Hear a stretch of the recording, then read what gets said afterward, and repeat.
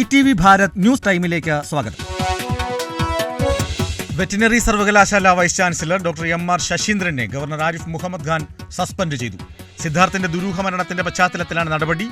നട്ടലുള്ള ഗവർണറെന്ന് സിദ്ധാർത്ഥിന്റെ പിതാവ്. സിദ്ധാർത്ഥിന്റെ മരണത്തിൽ മുഖ്യപ്രതി സിൻജോ ജോൺസൺ പിടിയിൽ. കരുനാഗപ്പള്ളിയിൽ നിന്നാണ് സിൻജോ അറസ്റ്റിലായത്. ബന്ധുവീട്ടിൽ ഒളിവിൽ കഴിയുകയായിരുന്നുവെന്ന് പോലീസ്.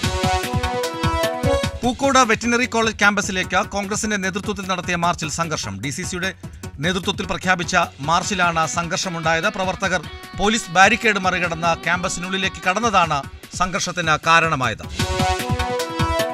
സിദ്ധാർത്ഥ റാഗിങ്ങിനെ തുടർന്ന് ആത്മഹത്യ ചെയ്ത സംഭവത്തിൽ കോട്ടയത്ത് KSU പ്രവർത്തകർ നൈറ്റ് മാർച്ച് നടത്തി.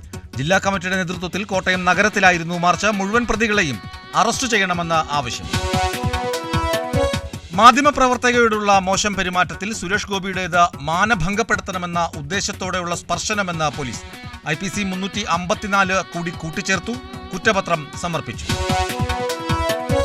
ആന്ധ്രയിൽ ആദിവാസി സ്ത്രീയെ YSRP സർപഞ്ചിന്റെ സഹായി ട്രാക്ടർ കയറ്റി കൊന്നു.